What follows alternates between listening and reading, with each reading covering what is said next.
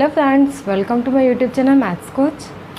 दोस्तों, जैसे कि आप सब जानते हैं, आजकल कोविड-19 के कारण सारी स्कूलें बंद हैं, बच्चे पढ़ाई नहीं कर पा रहे हैं, जिसके कारण मैं पिछले वीडियोस को देखते हुए कुछ 11th के बच्चों ने मुझे मैसेज किया है, व्हाट्सएप पे मैसेजेस किए हैं, ईमेल किए हैं कि मैडम जैसा आप 10th क्लास का सिलेबस कवर करवा रही हैं, साथ ही साथ हमारे 11th का सिलेबस भी कवर करवाने की कोशिश करें। तो उन्हीं के रिक्वेस्ट पे दोस्तों आज से मैं 10th के साथ साथ 11th की भी सिलेबस कंप्लीट कराने की कोशिश करूँगी। तो इसलिए मैं आज के वीडियो में 11th का एक टॉपिक डिस्कस करने वाली हूँ आप सबके साथ, सेट समुच्चय। मेरा वादा है कि इस वीडियो को देखने के बाद आप में सेट्स के कॉन्सेप्ट को लेकर कोई भी डाउट नहीं बचेगा। सेट्स के सारे क्वेश्चंस आपसे इजीली बनने लगेंगे। तो चलिए बिना देर के हम अपना वीडियो स्टार्ट करते हैं। दोस्तों, हम पढ़ने वाले हैं सेट समुच्चय। ठीक है, सेट का जनरल मीनिंग आप किसी समूह से ले सकते हैं। सेट मीन्स होता है समूह। किसका समूह? विशेष गुण वाली वस्तुओं का समूह, यह हमारा कहलाता है सेट। सेट जैसे कि आप एग्जांपल अगर लेना चाहें तो अंग्रेजी के जो अल्फ़ाबेट होते हैं उनका अगर ग्रुप बना लो, ABCDE मैंने एक साथ ले लिया। ये सब क्या है? समान गुण है। क्या समान गुण है? कि ये सभी अंग्रेजी के अल्फ़ाबेट हैं। ठीक, उसी प्रकार अगर मैं समूह बनाना चाहूँ रियल नंबर्स का, ठीक, रियल नंबर्स के मैं कुछ ले लूँ तो वो भी हमारे क्या कहलाते हैं? सेट, समूह बन जाते हैं, समुच्चय कहलाते हैं। ठीक है, समुच्चय मतलब होता है विशेष गुण वाली वस्तुओं का सुपरिभाषित, वो परिभाषित होना चाहिए समूह। इसको अगर एक एग्जाम्पल से मैं आपको बताऊँ तो जैसे कि हमारा पहला एग्जाम्पल है भारत के प्रदेशों के नाम। अगर मैं एक समूह बनाऊँ, क्या किसका समूह? कि भारत के प्रदेशों के नाम। तो इस चीज़ को मैं यहाँ किसी भी बच्चे से पूछूं, हर बच्चे का आंसर सेम होगा कि ये बच्चा कोई अलग बताएगा, ये बच्चा कोई अलग बताएगा। ऐसा नहीं, भारत के प्रदेशों के नाम, भारत में जितने प्रदेश है उसका अगर समूह बनाओ तो हर बच्चे से उसका आंसर मुझे सेम मिलेगा। क्यों? क्योंकि वो सुपरिभाषित है, सभी को पता है, स्पष्ट रूप से पता है कि भारत के प्रदेश कौन कौन से हैं। ठीक, वो हमारा सुपरिभाषित है, इसलिए हम बोल सकते हैं कि हाँ, उसका जो मैं समूह बनाऊंगी वो हमारा समुच्चय कहलाएगा, सेट कहलाएगा। ठीक, यहाँ पे मैंने एक दूसरा एग्जाम्पल लिया है, क्या है? विश्व की सुंदर लड़कियों का समूह। विश्व की सुंदर लड़कियों का अगर मैं समूह बनाती हूँ, ठीक, तो वो समूह पर्टिकुलर व्यक्ति के हिसाब से अलग होगा, क्योंकि किसी को कोई और सुंदर लगती है, दूसरे को कोई और सुंदर लगती है ना। ये जरूरी नहीं ना कि सभी व्यक्ति को एक ही लड़की सुंदर लगे, सबकी पसंद अलग अलग होती है, सबकी देखने का नज़रिया अलग अलग होता है। तो विश्व की सुंदर लड़कियों का समूह अगर मैं बनाऊँ तो वो कोई सुपरिभाषित समूह नहीं होगा। सुंदरता को कोई सुपरिभाषित नहीं किया है, सबके दृष्टि से, सबके नज़र से लोग अलग अलग आंकते हैं सुंदरता को। ठीक, तो ये जो हमारा समूह है ये हमारा क्या सेट नहीं है। क्यों? क्योंकि ये सुपरिभाषित नहीं है, सब प्रत्येक व्यक्ति के हिसाब से ये अलग अलग इसमें नाम आ सकते हैं। लेकिन भारत के प्रदेशों के नाम एक सुपरिभाषित है, क्योंकि कोई भी व्यक्ति सेम नाम ही इस समूह में रखिएगा। अब देखते हैं सेट को हम रिप्रेजेंट कैसे करते हैं ना। सेट को हम दो टाइप से यहाँ पे रिप्रेजेंट कर सकते हैं दोस्तों। फर्स्ट है रोस्टर रूप में या फिर सारणी रूप में, टेबुलर फॉर्म में। सेकेंड है उसी का समुच्चय निर्माण रूप में। ठीक, फर्स्ट जो होता है रोस्टर रूप, इसमें हमको करना कुछ नहीं होता है, एक हम कर्ली ब्रैकेट के अंदर पे जो भी उसके एलिमेंट्स हैं उसको लिख देते हैं। एक चीज़ याद रखिए, हाँ, सेट का जो नाम होता है वो हमेशा कैपिटल लेटर होता है। किसी भी सेट का जो नाम है वो कैपिटल लेटर में होगा, उसके जो अवयव, उसके अंदर जो एलिमेंट्स मिलेंगे वो हमेशा स्मॉल लेटर्स में होते हैं। जैसे कि मान लो मैं एक सेट बना दी, यहाँ पे इंग्लिश अल्फ़ाबेट जो है उसके वोवेल्स का, व्यंजन का सेट बना रही हूँ। ठीक, तो उसमें स्वर का सेट बना रही मैं, वोवेल्स का। ठीक, उसमें क्या क्या होते हैं? A, E, I, O, U। ये हो गया इंग्लिश अल्फ़ाबेट के स्वरों का एक सेट बन गया है। ठीक, तो ये हमारा हो गया रोस्टर रूप। रोस्टर रूप में करना कुछ नहीं होता है, इसमें सिर्फ एक करनी के अंदर हम सारे एलिमेंट्स को कॉमा लगा करके सेपरेट करते हुए लिख देते हैं। बस ये हमारा सेट बन गया। किसका सेट? इंग्लिश अल्फ़ाबेट के वोवेल्स का, स्वर का सेट बन गया रोस्टर रूप में। ठीक, अब हमको देखना है कि समुच्चय निर्माण रूप में इसी को कैसे रिप्रेजेंट करें। चलो मान लो मैं इसी को ही समुच्चय निर्माण रूप में कैसे दर्शा सकती हूँ। तो इसमें हमको करना होता है, सेट का नाम लिखते हैं x एक समुच्चय है किसका, x का, ठीक। x ए जो है x का एक समुच्चय है जहाँ पर x क्या है,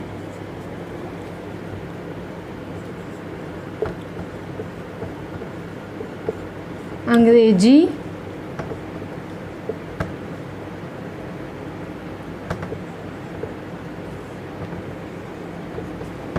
वर्णमाला के स्वर।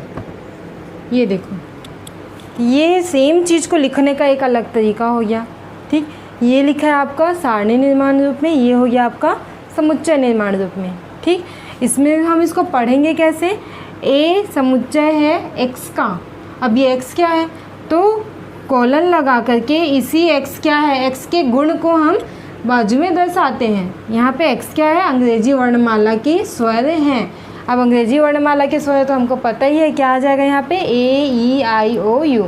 इस प्रकार सेट को हम दो तरीके से बता सकते हैं, रोस्टर रूप में और समुच्चय निर्माण रूप में। यहाँ पे मैंने कुछ क्वेश्चंस लिए हैं, ये एग्जाम्पल है। जैसे कि पहला सेट है यहाँ पे x, A जो है समुच्चय किसका है, x का, जहाँ पे x क्या है, एक पूर्णांक है, और x जो है वो ऋण 2 और 9 के बीच में है, जहाँ पे ये ऋण 2 और 9 को नहीं रखता है।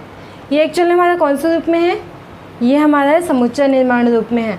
अब इसको अगर मैं चेंज करना चाहूँ किस रूप में, रोस्टर रूप या फिर सारणी रूप में, क्या होगा, ये हो जाएगा आपका a = x। कहाँ से शुरू हो रहा है, ऋण 2 से शुरू हो रहा है क्या, नहीं, वो ऋण 2 के जस्ट बाद, ऋण 2 के जस्ट बाद क्या आता है उस साइड पे, ऋण 2 के बाद आएगा आपका ऋण 1, हाँ ये आएगा x का मान, और ऋण 1 के बाद 0, फिर 1, 2, 3, 4, 5, 6, 7, 8, 9 आएगा क्या, क्योंकि यहाँ पे उसने सिर्फ लेस देन का निशान लगा, लेस देन और इक्वल टू नहीं बताया उसने, मतलब ये 9 से छोटा है।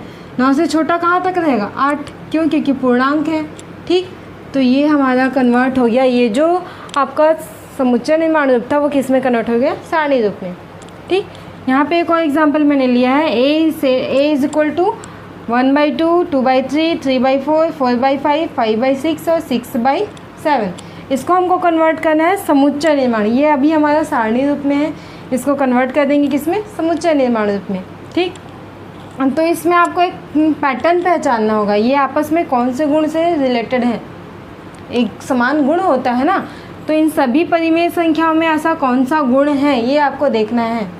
तो सब में आप देखो, यहाँ 1 है तो ये 2, मतलब 1 से 1 ज़्यादा, 2 से 1 ज़्यादा, 2 1 धन 2, ये 1/2 है ना, मतलब ये एक्चुअल में क्या है, 1/1 धन 1 है, ये क्या है 2/3 है, मतलब एक्चुअल में क्या है, ये जो 2 है उसको लिखता है धन 1 कर दिया है, ठीक। मतलब ये कौन से पैटर्न को फॉलो कर रहा है, ऊपर में जो भी है उसके नीचे में अंश में 1 जोड़ के हल बना रहा है वो, ठीक। यहाँ 3 है तो नीचे 3 धन 1 4 हो गया, 4 है तो नीचे 4 धन 1 5 हो गया, 5 है तो 5 धन 1, 6 है तो 6 धन 1। वैसे ही अगर n होगा तो n धन 1 ये आएगा, इस फॉर्म में आएगा ना। और ये n शुरू कहाँ से हो रहा है, स्टार्टिंग क्या है हमारा 1, ख़त्म कहाँ तक जाएगा 6 तक, ठीक। तो इसी चीज़ को हमको अगर लिखना है तो हम कैसे लिखेंगे, x a = सेट किसका बन रहा है, ये n/n+1, ये जो है n/n+1 का सेट है, जहाँ पर कॉलन का निशान लगता है। n क्या है, n एक है प्राकृत संख्या, कहाँ से शुरू हो रहा है, 1 से 6 तक।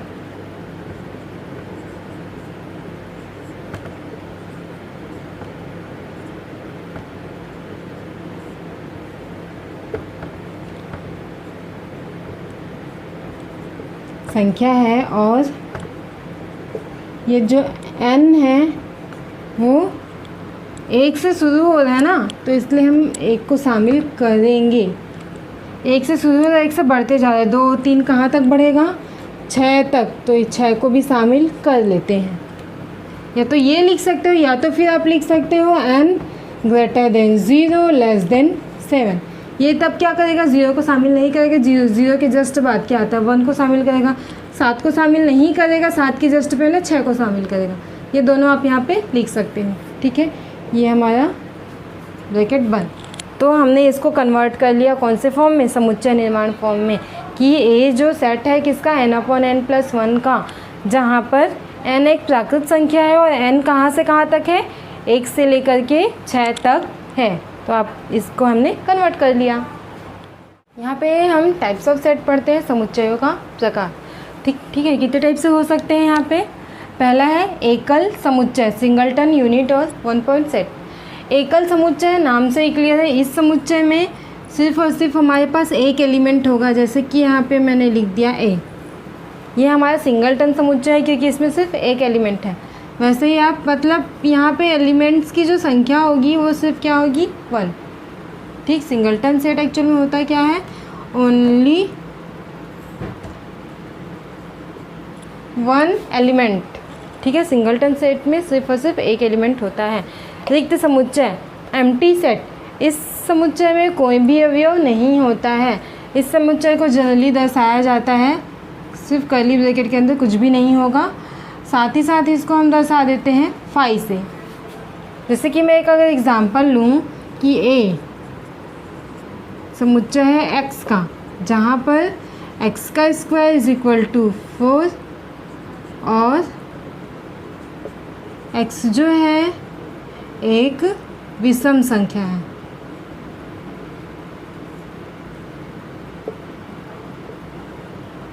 एक विषम संख्या है, ठीक। तो यहाँ पे आप सोचो, क्या कोई ऐसी विषम संख्या है जिसका वर्ग हमको 4 मिले? कोई भी ऐसी विषम संख्या है? सोचना शुरू कर। जैसे कि हमारी विषम संख्या 1 का वर्ग कितना हो जाएगा, 1। उसके बाद आती है 3 का वर्ग कितना हो गया, 9। हमको कोई भी ऐसी विषम संख्या नहीं प्राप्त है जिसका वर्ग हमको 4 के बराबर मिले। मतलब एक्चुअल में ये जो सेट है ए, वो हमारा क्या है, एम्प्टी सेट या फिर रिक्त समुच्चय है। ऐसा कोई भी एलिमेंट इसको नहीं मिलेगा, ठीक। तीसरा है हमारा शांत या परिमित समुच्चय, फाइनाइट सेट, नाम से क्लियर है, जिसमें नंबर ऑफ एलिमेंट्स कितने हो, फाइनाइट हो। अवयवों की संख्या परिमित होनी चाहिए जिसको हम गिन सके। वह हमारा एग्जाम्पल क्या है, यही ले लेते हैं हम, अल्फ़ाबेट के स्वरों का समुच्चय। ये हमारा काउंटेबल होता है, इसमें नंबर ऑफ एलिमेंट्स काउंटेबल होते हैं, अवयवों की संख्या परिमित होती है, ठीक है। चौथा है आपका अपरिमित समुच्चय, इनफाइनाइट सेट, जिसमें अवयवों की संख्या हमारे पास अपरिमित होती है, अपरिमित होती है ये, ठीक है, अपरिमित होती है, अनकाउंटेबल होती है। जैसे कि एक एग्जांपल लेती हूँ, ए समुच्चय है एक्स का, जहाँ पे एक्स क्या है, एक सम संख्या।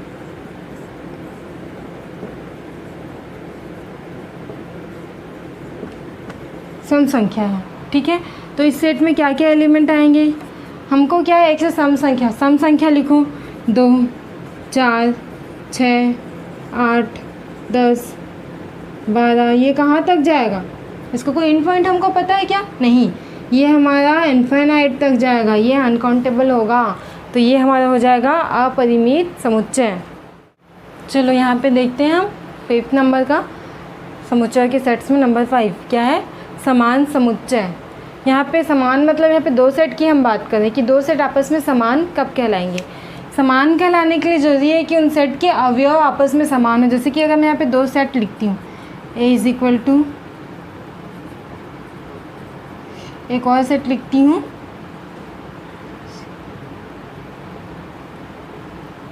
यहाँ पे मैंने 2 सेट लिखा है, ए, इसके एलिमेंट्स क्या क्या है, ए, बी और सी। दूसरा सेट है बी, उसके एलिमेंट क्या है, सी, बी और ए। क्या दोनों सेट के अवयव समान हैं? ए यहाँ है, हाँ है, बी है, हाँ, सी है, हाँ। देखो दोनों सेट के अंदर के जो एलिमेंट्स होते हैं, अवयव होते हैं, वो समान है। तो हम बोल सकते हैं यहाँ पे कि सेट ए और बी आपस में क्या है, समान समुच्चय हैं, दोनों इक्वल सेट हैं, ठीक। यहाँ पे तुल्य समुच्चय, यदि दोनों सेट के अवयवों की संख्या समान हो। यहीं पे 2 सेट अगर मैं लेती हूँ, ए इज़ इक्वल टू और बी इज इक्वल टू एक दूसरा सेट लेती हूँ,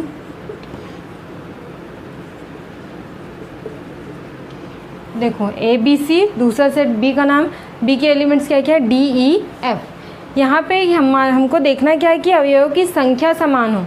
संख्या देखने के लिए हम क्या करते हैं, यहाँ पे number of element n of A, मतलब ये क्या बताता है, ए में अवयवों की संख्या, नंबर एन को नंबर से, नंबर के लिए एन को डिनोट कर दिया जाता है, नंबर ऑफ एलिमेंट्स इन ए कितना है यहाँ पे 1 2 3, और यहाँ पे number of elements in B, B में अवयवों की संख्या कितना है 3। देखो इसमें भी अवयवों की संख्या 3 है, इसमें भी अवयवों की संख्या 3 है, तो हम बोलेंगे कि ये दोनों सेट आपस में तुल्य समुच्चय हैं। लेकिन क्या आप बोल सकते हो कि सेट ए और सेट बी समान है? बोल सकते हो क्या? नहीं, क्यों? क्योंकि इसके एलिमेंट और इसके एलिमेंट एकदम डिफरेंट है ना। मतलब कोई भी तुल्य समुच्चय को हम समान समुच्चय नहीं बोल सकते, लेकिन अगर समान समुच्चय है तो ये तुल्य समुच्चय होगा कि नहीं होगा? हाँ, क्योंकि इसमें नंबर ऑफ एलिमेंट समान है। मतलब प्रत्येक समान समुच्चय जो होता है वो हमारा तुल्य समुच्चय होता है।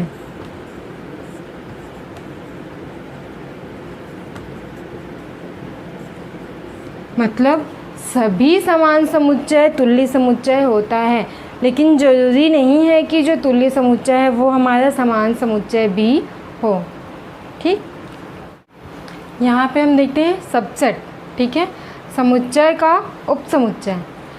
समुच्चय अगर दो सेट अगर हम लेते हैं ए और बी, ठीक है, दो सेट लेते हैं ए और बी, तो देखना होता है कि ए का प्रत्येक अवयव जो है वो बी का अवयव हो। जैसे कि मैं एक सेट लेती हूँ ए, इसके एलिमेंट्स लिखती हूँ मैं ए बी सी। ठीक है, 3 एलिमेंट्स मैंने लिख लिया। दूसरा मैं सेट लेती हूँ सेट बी, इसके एलिमेंट्स मैं लिखती हूँ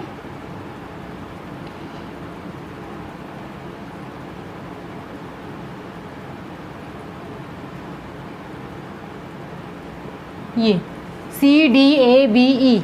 मैंने यहाँ पे इसके कितने एलिमेंट लिए हैं? 5 एलिमेंट लिए हैं। ए के कितने एलिमेंट लिए हैं? 3 एलिमेंट लिए हैं। ठीक, अब नियम ये है, ए जो है बी का सबसेट कहलाएगा यदि ए का प्रत्येक अवयव बी का भी अवयव हो। जैसे कि ए का अवयव प्रत्येक मतलब ए बी सी, इसमें भी होना चाहिए। ए पहला अवयव देखो ए है, बी का एलिमेंट हाँ है। दूसरा एलिमेंट इसका बी, क्या इसका एलिमेंट है? हाँ है। सी हाँ है, मतलब ए का प्रत्येक अवयव जो है वो बी का भी अवयव है। इसलिए हम यहाँ पे लिख सकते हैं कि ए जो है वो सबसेट है बी का। सबसेट को इस निशान के द्वारा दर्शाया जाता है। ठीक, यहाँ पे मैं अगर एक और एग्जांपल लूँ, A is equal to A B और सी ही ले लेती हूँ। ठीक, दूसरा ले लेती हूँ मैं दूसरा सेट, ये भी और ए, बी सी और ए। ठीक, यहाँ पे भी चेक करना है कि क्या ए बी का सबसेट है। तो पहला एलिमेंट ए इसमें है, हाँ है। दूसरा एलिमेंट बी है, इसका एलिमेंट है, हाँ। तीसरा एलिमेंट इसका सी है, क्या बी में है? हाँ। मतलब यहाँ पे भी हमको क्या पता चला कि ए के सारे एलिमेंट्स बी में हैं। मतलब यहाँ पर भी हम लिख सकते हैं कि ए जो है वो सबसेट है बी का। क्लियर? अब ये दोनों तो सेम है, लगभग सेम है ना। यहीं पे अगर मैं देखूं A is equal to A B C और फिर से A is equal to A B सी।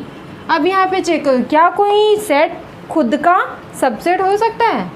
ये दोनों सेम समुच्चय को लिखना है, ए और ए दोनों का कंपेयर करके मैं देख रही हूँ कि क्या ए अपना खुद का सबसेट हो सकता है।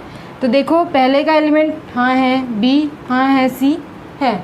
मतलब प्रत्येक सेट जो होता है वो अपना खुद का सबसेट होता है। एक सेट खुद का सबसेट होता है। ठीक, ये हमारा सबसेट हो गया उप समुच्चय। अगर यहीं पे मैं बोलती हूँ प्रॉपर उप समुच्चय, प्रॉपर सबसेट, यहीं पे मैं बात करती हूँ उचित उप समुच्चय।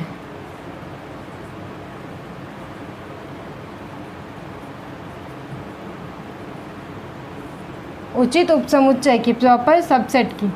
ठीक है, तो ये प्रॉपर सबसेट क्या होता है, यदि जो ए का प्रत्येक अवयव जो बी में हो, साथ ही साथ बी में एक एलिमेंट एक्स्ट्रा, कम से कम एक एलिमेंट एक्स्ट्रा होना चाहिए। बी में ए से कम से कम एक अवयव अधिक हो।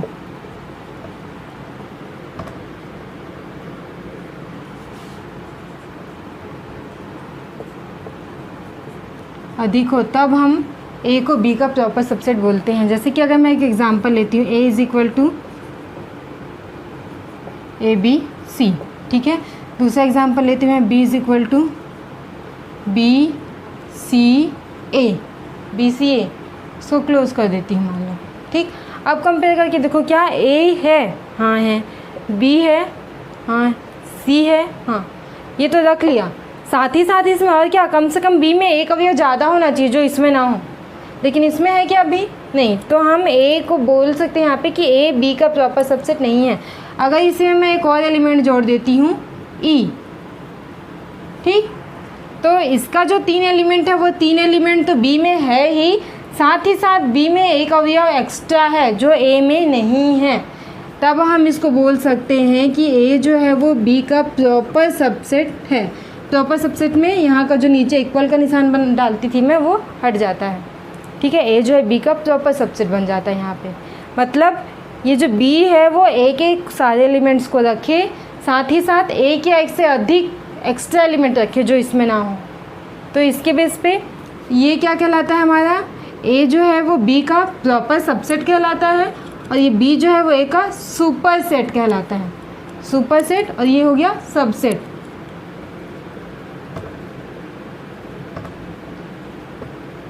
और ये इसका क्या कहलाता है,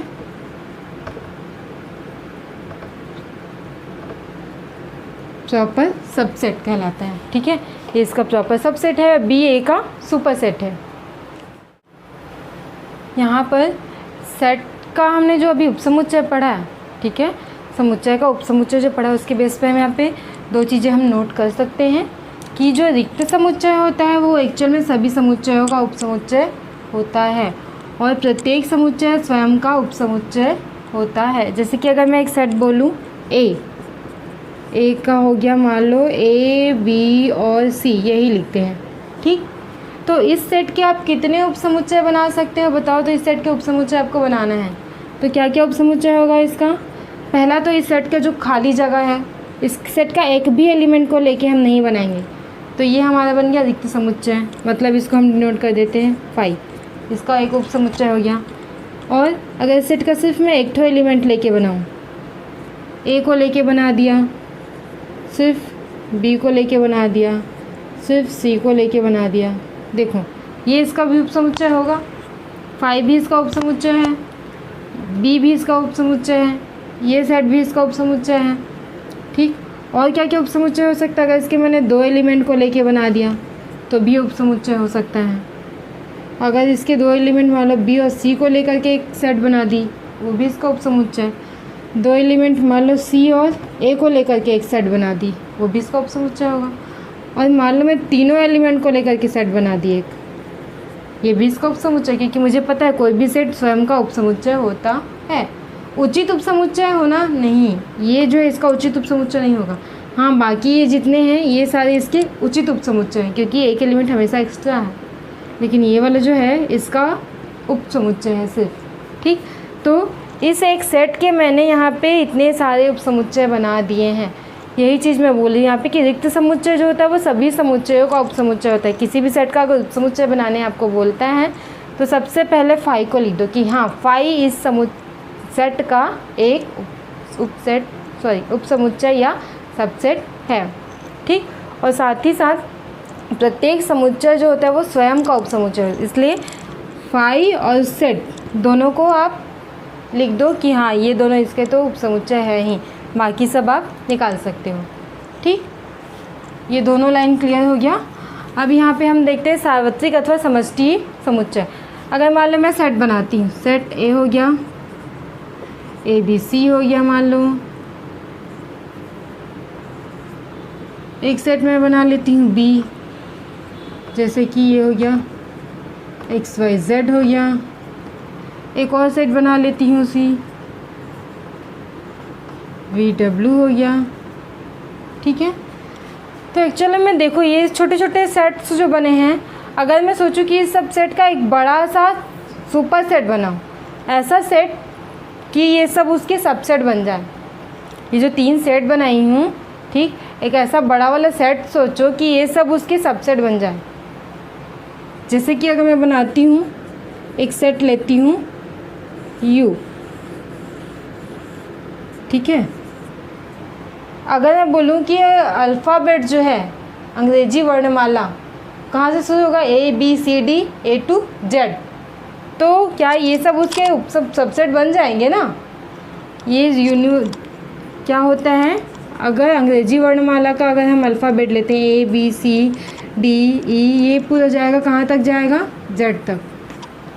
ठीक, ऐसे Z तक जाएगा, तो तब ये सब जो छोटे छोटे सेट हैं वो एक्चुअल में इसके क्या बन जाएंगे, सबसेट। ठीक, तो कभी कभी हम बहुत सारे छोटे सेट का एक सुपर सेट सोचते हैं, तो उस सुपर सेट को हम यूनिवर्सल सेट बोल देते हैं। इस प्रकार इन सब छोटे छोटे सेट्स का यूनिवर्सल सेट, इसको डिनोट कर दिया जाता है U से, डार्क U से। ठीक, इन सब का यूनिवर्सल सेट क्या होगा, X such that X is element of, क्या है, X जो है वो अंग्रेजी वर्णमाला है।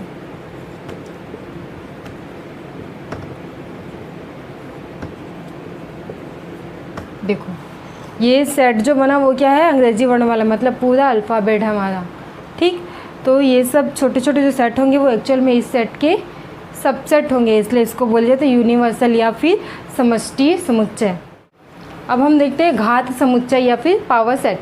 ठीक है, पावर सेट एक्चुअल में क्या होता है, किसी सेट के सभी सबसेट का सेट, मतलब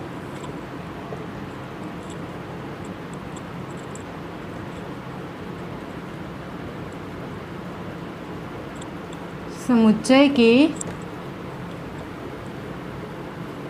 सभी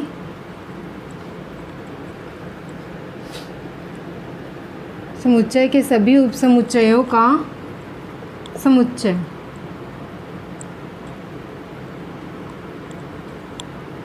ठीक है, अगर मान लो मैं कोई सेट लेती हूँ A is equal to 1 2 3, set के सभी उपसमुच्चय। अब इस सेट के उपसमुच्चय क्या क्या है या फिर सबसेट क्या क्या है। सबसे पहले मैंने क्या बताया था कि फाई जो होता है वो प्रत्येक सेट का उपसमुच्चय होता है, सभी का उपसमुच्चय होता है। उसके बाद अगर इसके मैं एक एक एलिमेंट को सिंगलटन सेट बनाऊँ तो ये इसका एक एलिमेंट लेके बना दिए, भी इसका उपसमुच्चय है, ये एक और इसका उपसमुच्चय है, यहाँ पे मैंने 3 को लेके बना दिया, हो गया। उसके बाद अगर 2 एलिमेंट को लेके बनाऊँ तो ये भी इसका एक उपसमुच्चय हो गया, 2 और 3 ये भी इसका एक उपसमुच्चय हो गया, 3 और 1 ये भी इसका एक उपसमुच्चय हो गया, और एक और क्या बन जाएगा 1 2 3, अगर तीनों को लेके बना दी तो। ठीक, इसके मैंने इतने सारे उपसमुच्चय निकाले हैं, इतना। ठीक है, तो इन सभी उपसमुच्चयों का अगर मैं क्या बना दूं, एक समुच्चय बना दूं, इसको नाम देते हैं पावर सेट ऑफ ए का पावर सेट इसको बोला जाता है, मतलब समुच्चय के सभी उपसमुच्चयों का समुच्चय। ठीक है, इसमें आपको पूछ दिया जाता है क्वेश्चंस की अगर ए में नंबर ऑफ एलिमेंट, ठीक है, ए में जो अवयवों की संख्या दे दिया, मान लो उसने 3, ए में अवयवों की संख्या उसने कितना दे दिया है 3। ठीक, तो पी ऑफ ए में अवयवों की संख्या बताइए। ए में 3 अवयव हैं तो पी ऑफ ए में अवयवों की संख्या कितनी होगी। तो इसका एक फॉर्मूला है, अगर इस अवयव की संख्या को मान लो मैं मान लेती हूँ n। ठीक, तो ये पी ऑफ ए में अवयव की संख्या मैं कैसे निकालूंगी, 2 का घात कर दो n, मतलब ए में जितने अवयव हैं तो कितने अवयव हैं, ए में 3 अवयव, इसलिए 2 का घात 3 कितने आ गया 8। अब पी ऑफ ए उसके घात समुच्चय में 8 एलिमेंट होंगे, काउंट कर लो 1 2 3 4 5 6 7 8। क्लियर, जितने भी अवयव ए में हैं तो उसको 2 के पावर में लिख दो, आपका पी ऑफ ए उसके घात समुच्चय के अवयव निकल जाएंगे। ठीक है, एक्चुअल में घात समुच्चय के भी अवयव है और ये एक्चुअल में ए के सबसेट्स की संख्या भी है। ए के उप समुच्चयों की संख्या कितनी है? 8। क्लियर? चलो यहाँ पे हम देखते हैं यूनियन ऑफ सेट्स या फिर समुच्चयों का संघ। ठीक, यहाँ पे अगर मैं दो एलिमेंट्स लेती हूँ, मतलब दो सेट लेती हूँ, A is equal to A B C, और दूसरा सेट लेती हूँ B is equal to C D E. ठीक है, ए इज़ इक्वल टू इतना, बी इज़ इक्वल टू इतना। तो ए यूनियन बी, एक्चुअल में ये ए यूनियन बी, ये इसमें ऐसे एलिमेंट्स होते हैं जो ए में हो या बी में हो। जैसे कि ए के सारे एलिमेंट्स लिख लो, ए बी और ये सी। ए में एलिमेंट है ए बी और सी। बी में क्या क्या एलिमेंट है? सी डी और ई। लेकिन एक चीज़ ध्यान दो, ऐसे एलिमेंट्स जो दोनों में कॉमन है उसको हमको सिर्फ और सिर्फ एक बार लिखना है। या तो ए से लिखो या तो बी का लिखो, दोनों में से एक का आपको हटाना पड़ेगा। ठीक है, जैसे कि मान लो सी और सी यहाँ पे 2 बार लिखा गया तो मैं ये हटा दे रही हूँ। तो अभी क्या क्या आ जाएगा? डी और ई, ये देखो। ठीक, ए बी सी डी ई, मतलब ए यूनियन बी में ऐसे एलिमेंट्स होते हैं जो या तो ए में होते हैं या बी में होते हैं। ठीक, जैसे मान लो यहाँ पे सी में ए का रखी, बी का सी हटा दी, मतलब सी या तो ए में है या तो बी में, तो मैंने किस में सेलेक्ट किया? ए में। ठीक, इस प्रकार ए यूनियन बी एक्चुअल में होता क्या है? ए यूनियन बी ऐसा समुच्चय होता है एक्स का जहाँ पे एक्स या तो एलिमेंट होगा ए का या एक्स अवयव होगा बी का। ठीक है, ये जो होता है वो अवयव है करके पढ़ा जाता है इसको। ठीक, तो यहाँ पे एक्स ए यूनियन बी ऐसा सेट है एक्स का जहाँ पे एक्स या तो ए का अवयव है या बी का अवयव है। ये हो गया हमारा ए यूनियन बी। इसको इस प्रकार से हम सॉल्व करते हैं। ए के एलिमेंट्स को लिखते हैं, बी के एलिमेंट्स को लिखते हैं, जो कॉमन एलिमेंट होते हैं उनमें से सिर्फ हम इसको एक ही बार लिखना था। 2 बार इसमें भी सी इसमें भी सी है तो 2 बार सी यहाँ पे नहीं आएगा। यह आपका हो गया ए यूनियन बी। ये जो हमारा यूनियन है वो कुछ रूल्स को फॉलो करता है। जैसे कि अगर हम ए का यूनियन निकालते हैं ए के साथ, ए का यूनियन ए के साथ, तो दोनों के एलिमेंट्स तो कॉमन होंगे, पूरे के पूरे समान होंगे। तो ये हमको क्या मिल जाएगा? फिर से ए ही मिल जाएगा। ठीक, ये हमारा पहला नियम है, इसको बोलते हैं वर्ग सम नियम। ठीक, दूसरा हमारा नियम होता है अगर ए का यूनियन निकालूँ मैं बी से या बी का यूनियन निकालूँ मैं ए से, तो ये दोनों होंगे वो बराबर होंगे, क्योंकि या फिर ए यूनियन बी करूँ या बी यूनियन ए करूँ, नंबर ऑफ़ एलिमेंट्स या फिर दोनों में अवयव क्या होंगे? सेम अवयव रहेंगे ना। इसमें भी जो एलिमेंट होंगे वो एलिमेंट इसके भी होंगे, इसलिए ये दोनों हमारा समान होता है। इसको हम बोलते हैं क्रम विनिमय नियम, या फिर क्रम को आगे पीछे करने से भी जो अवयव है वो बदलेगा नहीं। ठीक, उसके बाद हमारा है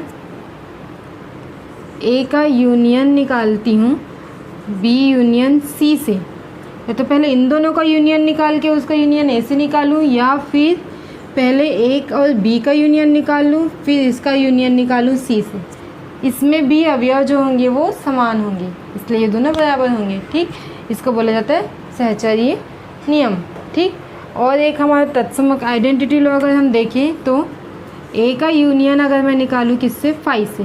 5 मतलब इसमें कुछ भी एलिमेंट नहीं होगा, तो ये एक्चुअल में क्या जाएगा? ए ही आएगा ना। जैसे कि ए और यहाँ पे 5, इसमें कुछ भी नहीं, दोनों का यूनियन निकालूंगी तो उसमें क्या क्या आएगा? ए बी और सी ही आएगा, मतलब ये एक्चुअल में क्या है? सेट ए। क्लियर? और वहीं पे अगर मैं ए का यूनियन निकालूं किससे? यूनिवर्सल सेट से।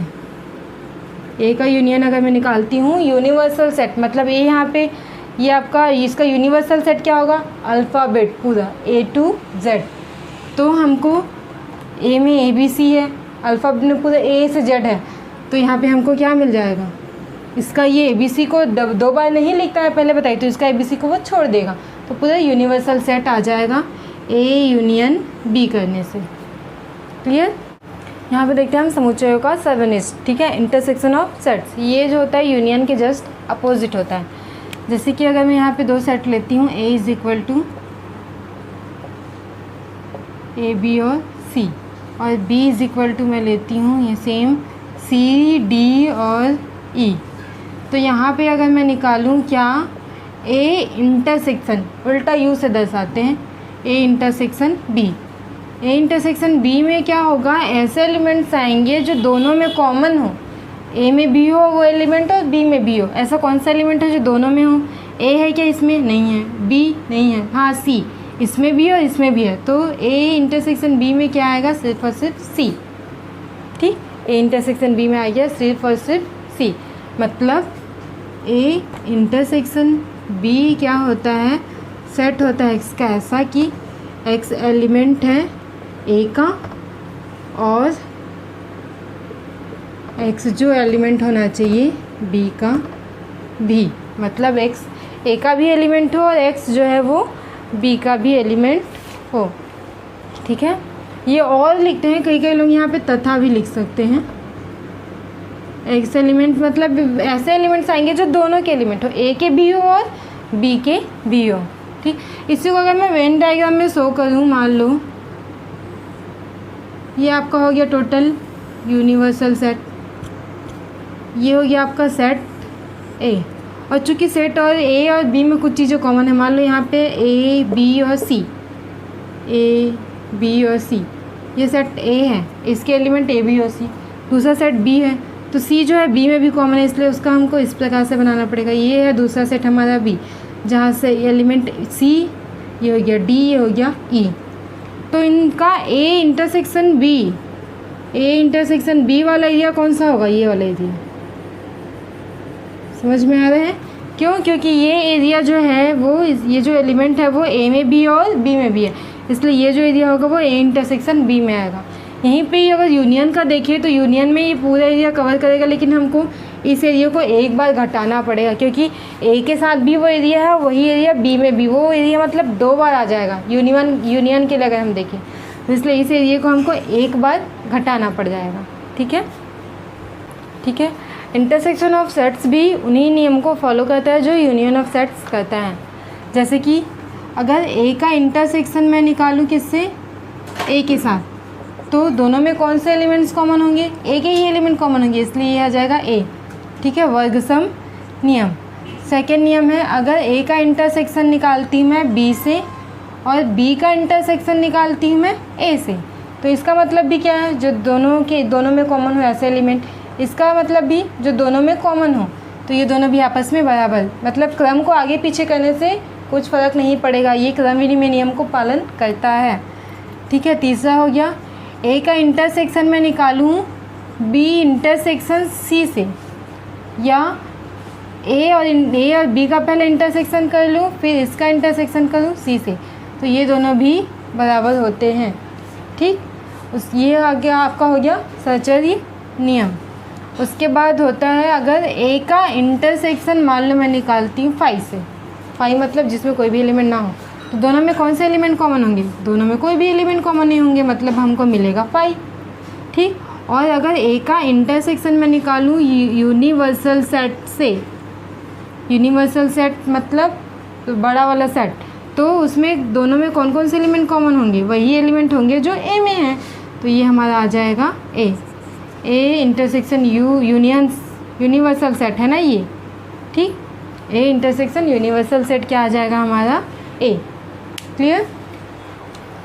इंटरसेक्शन और यूनियन में कुछ रिलेशंस मैं यहाँ पे आपको बताने वाली हूँ।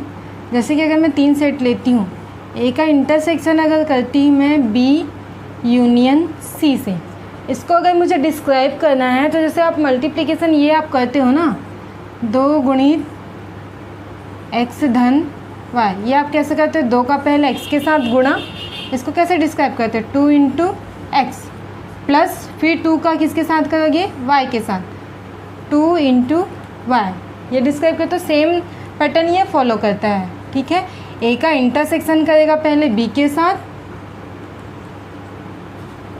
फिर बीच में क्या निशान है? यूनियन, तो यूनियन लगा देगा, फिर से ए का इंटरसेक्शन किसके साथ होगा?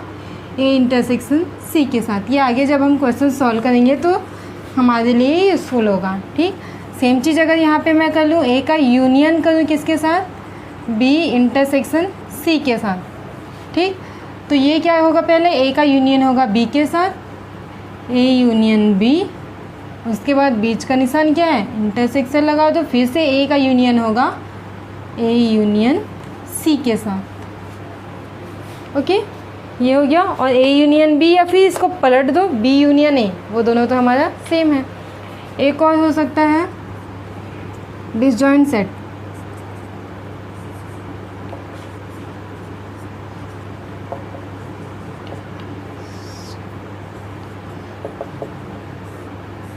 डिसजॉइंट सेट, ठीक है। डिसजॉइंट सेट क्या होता है, इसका हिंदी क्या होता है, असंयुक्त।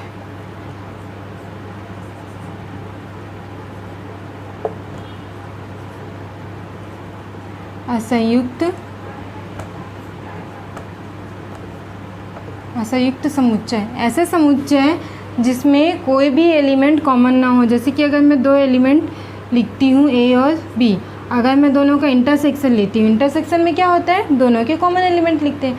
मान लो दोनों का इंटरसेक्शन आ जाता है 5, मतलब कि दोनों में कोई भी एलिमेंट कॉमन नहीं है। तो ये जो दो सेट होते हैं ए और बी, ये आपस में क्या कहलाएंगे, असंयुक्त समुच्चय या फिर डिसजॉइंट सेट। इंटरसेक्शन और यूनियन के बेस पे, ठीक। क्वेश्चन हमारा, मान लीजिए ए बी सी ऐसे समुच्चय है कि A union B is equal to A union C तथा A intersection B is equal to A intersection C. तो सिद्ध कीजिए कि B is equal to C, ठीक है। इसमें हमको दो समीकरण दे दिया है और हमको सिद्ध करने बोला है कि बी इज इक्वल टू सी। तो सबसे पहले हम उन दोनों समीकरण को लिख लेते हैं, जगह छोटा पड़ेगा, मैं डिवाइड कर लेती हूँ इसको। दो समीकरण आपको दिया है, ए यूनियन बी और ए यूनियन सी। ये आपको समीकरण 1 डाल देती हूँ मैं इसको। दूसरा समीकरण दिया है A intersection B is equal to A intersection C, इसको समीकरण नंबर 2 लिख देते हैं, ठीक है। अब एक चीज़ इसमें ध्यान दीजिए, मैं दोनों में से कोई भी एक समीकरण को लेकर के आप हल कर सकते हैं। चलो जैसे कि मान लो मैं समीकरण 1 को देखती हूँ, है ना। समीकरण 1 है क्या, A union B is equal to A union C. करना क्या है मुझे इसमें, वो मैं आपको समझाती हूँ थोड़ा सा। देखो, जैसे कि अगर मैं इस समीकरण में इंटरसेक्शन करती हूँ बी का, अब एक पक्ष में करूँगी तो मुझे दोनों पक्ष में करना पड़ेगा। मैं बी का इंटरसेक्शन कर क्यों रही हूँ, है ना, क्योंकि अगर मैं ए यूनियन बी में इंटरसेक्शन करती हूँ बी का, तो मुझे इस पूरे की वैल्यू मिल जाएगी बी। कैसे मिली, चलो एग्जाम्पल के थ्रू समझ लेते हैं। मान लो ए में एक सेट ले लेती हूँ 1 2 3 और दूसरा सेट ले लेती हूँ बी, क्या आ जाएगा 1 और 2। तो आप बताओ ए यूनियन बी में कितने एलिमेंट आएंगे, दोनों का यूनियन निकालूंगी तो क्या आ जाएगा 1 2 और 3, यही आएगा ना। अब इसका मैं इंटरसेक्शन करती हूँ किसके साथ, बी के साथ, मतलब बी का इंटरसेक्शन हो गया ए यूनियन बी, इसका इंटरसेक्शन हो गया इसके साथ। इंटरसेक्शन में करते क्या है, दोनों में जो कॉमन एलिमेंट्स हो उसको लिखते हैं। कॉमन एलिमेंट्स क्या है, 1 और 2 1 और 2, इसलिए 1 और 2। तो ये 1 और 2 एक्चुअल में सेट कौन सा है, सेट बी है ना। तो ये देखो इसकी वैल्यू आ गई B. B intersection A union B की वैल्यू एक्चुअल में हमको मिल जाएगी बी। ये तो मैंने ऐसा लिया कि बी को छोटा कर दिया, ए को बड़ा कर दिया। आप ये भी ट्राई करके देखो, ए छोटा हो और बी क्या हो, बड़ा हो, तब इसकी वैल्यू क्या आती है, आप ट्राई करके देखना, तब भी इसकी वैल्यू आएगी बी ही, ठीक। उसी प्रकार अगर हम ये दोनों पक्ष में बी अगर मैं इंटरसेक्शन करती तो मुझे एक साइड मिल जाएगा बी, और अगर यहीं पे मैं दोनों पक्षों में सी का इंटरसेक्शन करती हूँ तो इधर तो आपको कुछ वैल्यू आएगा, इधर पे सी का इंटरसेक्शन अगर होगा तो ये भी देखो सेम कंडीशन आएगा जैसे मैंने इधर पे करके दिखाया, मतलब इसका मान भी आ जाएगा हमारे पास सी, ठीक है। चलो अब इसको बना के देखते हैं क्वेश्चन को। मैं क्या करती हूँ,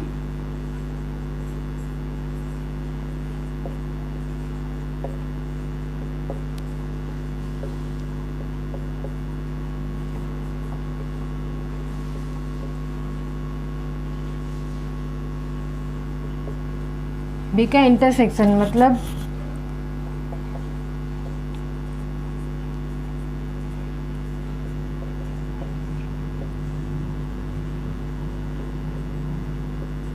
बी का इंटरसेक्शन कर लेते समीकरण 1 के दोनों पक्ष में, ए यूनियन बी, सॉरी यहाँ पे लिखो B intersection A union B is equal to B intersection A union C. अब इसको करेंगे तो इसकी वैल्यू क्या आ जाएगी, मैंने बताया था अभी अभी बी। इसको डिस्क्राइब कर लो, फैला लो, तो B intersection C, sorry B intersection A पहले लिख लो, ठीक है। बी का इंटरसेक्शन हो जाएगा ए के साथ, बीच में क्या है आपका यूनियन, फिर से बी इंटरसेक्शन सी, ये हमने फैला लिया इसको, ठीक।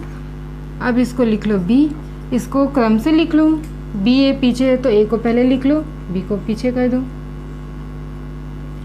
ए इंटरसेक्शन बी, क्योंकि जो इंटरसेक्शन होता है वो क्रम विनिमय नियम को फॉलो करता है, ठीक। यूनियन बी इंटरसेक्शन सी, इसको आप दे दो, समीकरण 2 हो गया, तो ये हो गया आपका समीकरण नंबर 3, ओके, ये हो गया। अब बी का इंटरसेक्शन हो गया, अब मैं क्या करूँगी, सी का इंटरसेक्शन करूँगी, ठीक है। समीकरण 1 के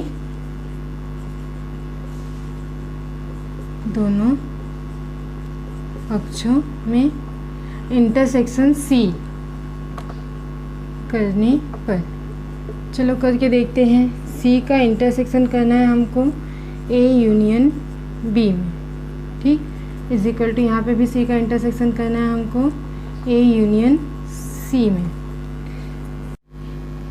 तो फिर इसको अंदर कर लेते हैं गुणा, सी इंटरसेक्शन ए यूनियन का यूनियन, फिर सी का इंटरसेक्शन हो जाएगा बी के साथ, C intersection B is equal to इसकी वैल्यू जैसे मैंने आपको अभी समझाया था, इस पूरे की वैल्यू आ जाएगी फिर से सी।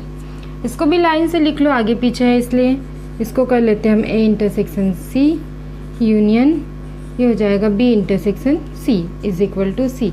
अब मुझे कोशिश करना है कि इस साइड को मैं इसके बराबर लेके आ जाऊँ, समीकरण नंबर 3 के, ताकि मैं दोनों पक्ष जब बराबर होंगे तो बी इज इक्वल टू सी मैं लिख सकूँ, ठीक है। तो यहाँ पे देखो बी इंटरसेक्शन सी है हमारे पास, यूनियन भी है, यहाँ पे दिया है ए इंटरसेक्शन बी, लेकिन यहाँ पे क्या है ए इंटरसेक्शन सी, तो क्या इस ए इंटरसेक्शन सी को मैं रिप्लेस कर सकती हूँ ए इंटरसेक्शन बी में? हाँ, क्यों? क्योंकि समीकरण नंबर 2 में दिया है कि ए इंटरसेक्शन बी एक्चुअल में ए इंटरसेक्शन सी जो है एक्चुअल में इंटरसेक्शन बी के बराबर है, तो इसलिए मैं यहाँ पे लिख दूँगी A intersection B union B intersection C is equal to C. ये हो गया हमारा समीकरण नंबर 4। अब देखो समीकरण 3 को देखो, A intersection B union B intersection C. 4 को देखो, A intersection B union B intersection C. दोनों पक्ष सेम है, इसलिए समीकरण 3 और 4 के दोनों पक्ष बराबर है, तो इसके बाकी दोनों पक्ष भी बराबर होंगे, ठीक है। तो ये हो जाएगा कौन कौन से समीकरण से, समीकरण नंबर 3 और समीकरण नंबर 4 से दोनों पक्ष क्या हो जाएंगे, बराबर हो जाएंगे, तो बी और सी आपस में बराबर मिलेंगे, B is equal to C. ये हमारा प्रूफ हो गया, ओके, ठीक। यहाँ पे अंतर अगर हम देखते हैं दो समुच्चयों का अंतर, जैसे मान लो दो समुच्चय हैं ए ऋण बी, दो समुच्चय हैं ए और बी, तो उसका अंतर एक्चुअल में होता क्या है, इसमें ऐसे एलिमेंट्स आते हैं अवयव जो ए में है पर बी में नहीं, ऐसे एलिमेंट्स आते हैं हमारे ए माइनस बी में, मीन्स ऐसे एक्स आते हैं जो कि एक्स जो है वो ए में होना चाहिए और ये एक्स क्या है बी में नहीं होना चाहिए, ऐसे एलिमेंट्स आते हैं। जैसे कि इसी को हम एग्जांपल के बेस पे अगर हम समझें तो मान लो कोई सेट है ए इज इक्वल टू, इसमें ले लेती हूँ 1 2 और 3, ठीक है। दूसरा सेट बी में लेती हूँ क्या 1 और 2, ठीक। तो ए माइनस बी, ऐसे एलिमेंट्स जो ए में है पर बी में नहीं है, ए में है पर ये तो बी में भी है, ये नहीं आएगा, ए में है पर ये तो बी में भी है, ये भी नहीं आएगा, ए में है पर बी में नहीं है, मतलब इसमें आ जाएगा 3। क्लियर? दोनों का अंतर होता है ए में है पर बी में नहीं है, देखते जाना है हमको, जो जो बी में है उसको कट कर देना है, बाकी को हमको एज इट इज लिख देना है, ओके।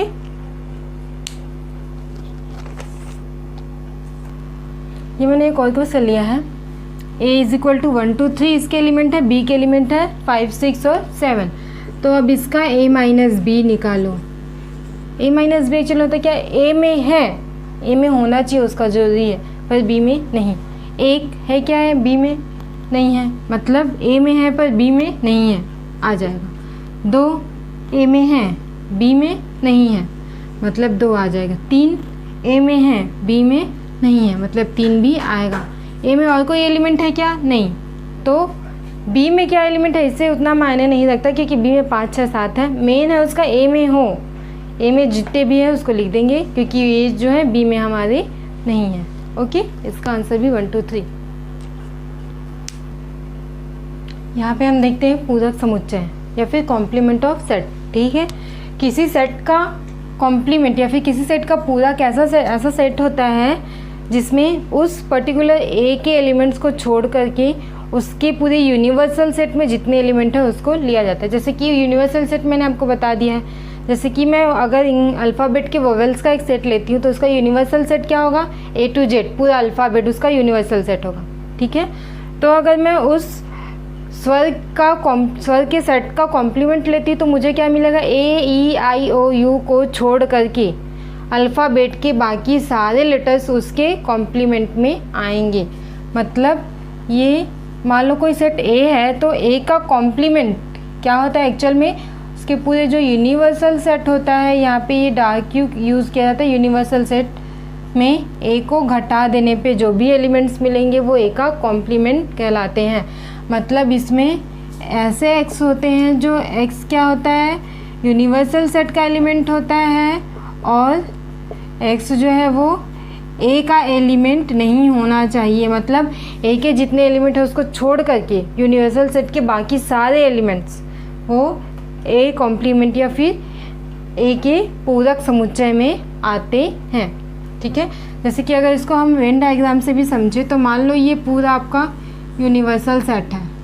ठीक, अब सब चीज़ का यूनिवर्सल सेट अलग अलग होता है। जैसे कि अल्फ़ाबेट का एक यूनिवर्सल सेट होता है, रियल नंबर्स एक यूनिवर्सल सेट हो जाता है। ठीक है, तो ये कोई यूनिवर्सल सेट है। इसमें मान लो ये जो हो गया आपका एक सेट A है। मान लो इसको अगर मैं अल्फ़ाबेट का ही सेट लेती हूँ तो ये पूरा आपका यूनिवर्सल सेट, इसमें बहुत सारे पूरे लेटर्स उसके हैं। ठीक है, और एक सेट मानती हूँ मैं वोवेल्स का, तो इसमें क्या क्या आ जाएंगे? A E I O और ये U इसके अंदर है। बाकी इसमें पूरे भरे हुए, ये आपका यूनिवर्सल सेट है। ठीक है, और ये आपका क्या है? कोई सेट A है। तो A का कॉम्प्लीमेंट A डेज क्या होगा? इतने को छोड़ देगा वो, बाकी ये पूरा एरिया कवर कर लेगा। ये जो पूरा एरिया है, ये देखो यूनिवर्सल सेट का पूरा एरिया, ये पूरा एरिया क्या कहलाएगा फिर? A का कॉम्प्लीमेंट, A का पूरक समुच्चय। यूनिवर्सल सेट में बस इस A को हटा दो, घटा दो, तो ये पूरा बचेगा वो A का कॉम्प्लीमेंट कहलाएगा। ठीक है, अब इतना समझ में आइए तो इसी के बेस पे आप कुछ रिजल्ट्स बना सकते हैं। जैसे कि A और A के कॉम्प्लीमेंट, A और A का कॉम्प्लीमेंट का यूनियन लेते हैं। यूनियन समझते हो ना? संग लेते हैं A के कॉम्प्लीमेंट का और A का, तो हमको पूरा क्या मिल जाएगा? ये पूरा एरिया मिल जाएगा। जो पूरा एरिया एक्चुअली हमारा क्या है? हमको यूनिवर्सल सेट मिलेगा।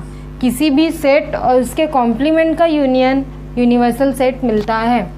किसी भी सेट और उसके कॉम्प्लीमेंट का इंटरसेक्शन, इन दोनों में कोई एलिमेंट कॉमन होगा क्या? नहीं, हमको मिलता है 5। ठीक है, किसी भी सेट के कॉम्प्लीमेंट का फिर से कॉम्प्लीमेंट लेंगे, इसके कॉम्प्लीमेंट का और कॉम्प्लीमेंट लेंगे तो हमको फिर से यही सेट मिल जाएगा। मतलब क्या मिल जाएगा? हमको A मिल जाएगा। ठीक, और होता है अगर हम यहीं पे यूनिवर्सल सेट, ये पूरा जो यूनिवर्सल सेट है उसका अगर हम लेते हैं कॉम्प्लीमेंट, पूरे यूनिवर्सल सेट में हम इसका कॉम्प्लीमेंट लेंगे, मतलब यूनिवर्सल सेट में हम यूनिवर्सल सेट को घटा देंगे, क्या बचेगा हमारे पास? 5 बचेगा, कुछ नहीं बचेगा। ठीक है, अगर ये पे हम 5 का कॉम्प्लीमेंट लेंगे तो इस पूरे यूनिवर्सल सेट में अगर मैं 5 मतलब होता है कुछ नहीं घटाएंगे तो मुझे क्या मिलेगा? यूनिवर्सल सेट ही तो मिलेगा ना। ठीक है, इस बेस पे हमने ये कुछ रिजल्ट्स बना लिए हैं। दिमागन्स लॉ है, ये आपके क्वेश्चन सॉल्व करने में इजी होगा। ये लॉ क्या बोलता है? अगर A यूनियन B, इसका अगर मैं लेती हूँ कॉम्प्लीमेंट या फिर पूरक समुच्चय, तो ये कैसा हो जाएगा? ये A का पूरक, ये जो यूनियन है वो कन्वर्ट हो जाएगा हमारा इंटरसेक्शन में, और B का पूरक सेट। तो ए यूनियन बी का कॉम्प्लीमेंट इज इक्वल टू ए का कॉम्प्लीमेंट इंटरसेक्शन बी का कॉम्प्लीमेंट, ये डी मॉर्गन लॉ है फर्स्ट। और सेकेंड इसी का ही है, अगर ए इंटरसेक्शन बी का कॉम्प्लीमेंट ये बराबर होता है ए का कॉम्प्लीमेंट यूनियन बी का कॉम्प्लीमेंट के, ये दो लॉ जो है डी मॉर्गन्स लॉ, ये आपके क्वेश्चन सॉल्यूशन में यूज़फुल होगा। दोस्तों यहाँ पे अब मैं आपको एक इम्पॉर्टेंट रिजल्ट निकाल के बताने वाली हूँ जो आपका बहुत सारे क्वेश्चंस को सॉल्व करने में यूज़फुल होगा। जैसे कि मुझे चाहिए कोई सेट ए है और कोई सेट बी है, मुझे दोनों के ए यूनियन बी में कितने एलिमेंट है इसकी मुझे संख्या चाहिए, दोनों सेट में मिला के कितने एलिमेंट है ये मुझे उसकी संख्या चाहिए। ठीक है, मान लो कोई सेट है, यहाँ पे सेट है ए, इसमें एलिमेंट है 1 2 3 4 5 6, इसमें 6 एलिमेंट है। ठीक है, कोई सेट बी है, बी शुरू हो रहे हैं 5 6 7 8 और ये 9, इतने एलिमेंट है। मतलब अगर इसको मैं वेन डायग्राम में दर्शाऊँ तो ये बी यहाँ से शुरू होगा, 5 और 6 को बी भी रखता है, 5 6 के अलावा 7 8 और ये 9, ये हमारा सेट हो गया बी। ठीक है, कोई सेट ए है वो कौन कौन से एलिमेंट लगता है 1 2 3 4 5 और 6, कोई सेट बी है वो कौन कौन से एलिमेंट रखता है 5 6 7 8 और 9। ठीक, मुझे क्या चाहिए, number of element in A union B में, इस ए यूनियन बी में मुझे कितने एलिमेंट मिलेंगे ये मुझे चाहिए। ठीक है, तो मैं इसको कहती हूँ नंबर ऑफ एलिमेंट इन ए, कितने एलिमेंट्स हैं इसमें 1 2 3 4 5 6 एलिमेंट। ठीक, plus number of element in B, B में कितने एलिमेंट हैं 1 2 3 4 5, ये हो गया आपका 5 एलिमेंट। इसमें आपने एक चीज़ ध्यान दिया कि ये जो 5 और 6 हैं ये इसको मैंने ए में भी गिन लिया है और इसी को मैंने फिर से बी में भी गिन लिया है, 2 बार काउंट हो गया ना। तो एक्चुअल में मुझे इसको एक बार घटाना पड़ेगा, एक बार इसको घटाना पड़ेगा। तो ये एक्चुअल में किसकी वैल्यू है, ए इंटरसेक्शन बी की वैल्यू, ऐसे एलिमेंट्स जो ए में भी हैं और बी में भी हैं। इसलिए मुझे एक बार number of elements in A intersection B को घटाना पड़ेगा ताकि मुझे ए यूनियन बी में एक्चुअल एलिमेंट्स की संख्या ज्ञात हो जाए। इसलिए माइनस मैं कर दूंगी, कितने एलिमेंट थे 2, इसलिए 2 को घटा दूंगी, तब मुझे रियल वैल्यू मिल जाएगी। ये कितना हो जाएगा 11 में 2 चले जाएगा आपका 9 एलिमेंट्स। काउंट कर लो 1 2 3 4 5 6 7 8 और 9, हमको एग्जैक्ट आंसर मिलेगा। ठीक है, तो ये हमारा एक इम्पॉर्टेंट रिज़ल्ट है जो कि आगे क्वेश्चंस में यूज़ होने वाला है। अगर यहीं पे अगर मैं आपको बोलूँ कि दोनों जो सेट है वो डिसजॉइंट है, मतलब दोनों में कोई भी एलिमेंट कॉमन ना हो, मतलब ये है ही नहीं ऐसा, ए यहाँ पे ख़त्म हो गया, आपका दूसरा सेट भी इतने में ही ख़त्म हो गया, तब हमको ए इंटरसेक्शन बी में कुछ भी एलिमेंट मिलेगा क्या, नहीं। तब हमारा ये फॉर्मूला सिर्फ क्या बन जाएगा, इतने में सिमट जाएगा, A union B is equal to number of A plus number of element in B. ठीक है, सिचुएशन के अकॉर्डिंग अगर दोनों सेट डिसजॉइंट है, दोनों में कुछ भी एलिमेंट कॉमन ना हो, तो ये इंटरसेक्शन वाला पोर्शन हम हटा देंगे। Okay, play. ठीक है, क्वेश्चन है हमारा दोस्तों यहाँ पे, यदि x और y दो ऐसा समुच्चय है कि number of element in x कितना है 17, number of element in y 23 और number of element in x union y है यहाँ पे 38 हो, तो number of element in x intersection y ज्ञात करो पूछा है। मतलब हमको यहाँ पे number of element in x कितना दिया है 17, number of element in y कितना दिया है 23 और number of element in x union y कितना दिया है 38। हमको number of element in x intersection y ये हमको याद करने बोला। हमको अभी जो हमने एक फॉर्मूला बनाया था बोल के चलते हैं, वो क्या था, एक number of element in x union y is equal to n of x plus n of y minus n of x intersection y। Value रख दो, हमको इसकी वैल्यू पता है, हाँ 38 is equal to n of x है 17, n of y है 23 minus ये हमको ज्ञात करना है, तो इसको हम लिख देते हैं n of x intersection y। ठीक, तो ये हो गया आपका 38 इज इक्वल टू, इसको आप ऐड करोगे तो ये हो जाएगा आपका 40 minus N of X intersection Y. ये माइनस है, इसको इधर लेके आ जाते हैं तो इधर आके वो प्लस हो जाएगा, इज इक्वल टू इधर बचा है 40, ये 38 प्लस में उधर जाके हो जाएगा minus, then N of X intersection Y is equal to हमको मिल गया 2। ओके ठीक दोस्तों, यहाँ पे एक क्वेश्चन है, 400 व्यक्तियों के एक समूह में 250 व्यक्ति हिंदी बोलते हैं, 200 व्यक्ति इंग्लिश बोल सकते हैं, तो कितने व्यक्ति हिंदी तथा इंग्लिश दोनों बोल सकते हैं। ठीक है, यहाँ पे अगर मैं इंग्लिश बोलने वाले व्यक्ति, हिंदी बोलने वाले व्यक्ति के समूह को मान लो, मैं मान लेती हूँ हिंदी बोलने वाले व्यक्तियों के समूह को मैं मान लेती हूँ ए, और अंग्रेजी बोलने वाले व्यक्तियों के समूह को मैं मान लेती हूँ बी। तो हिंदी बोलने वाले व्यक्ति एन ऑफ ए कितने हैं 250, अंग्रेजी बोलने वाले व्यक्ति मतलब number of element in B कितने हैं 200। हमको पूछा क्या है, कितने व्यक्ति हिंदी और अंग्रेजी दोनों बोल सकते हैं, एन ऑफ अंग्रेजी दोनों मतलब ए इंटरसेक्शन बी, ये हमको ज्ञात करना है।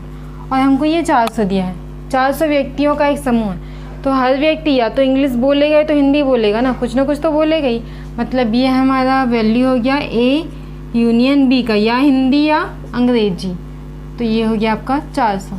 फॉर्मूला है आपके पास, मान रखो इंटरसेक्शन बी की वैल्यू निकाल लो, N of A union B is equal to N of A plus N of B minus N of A intersection B.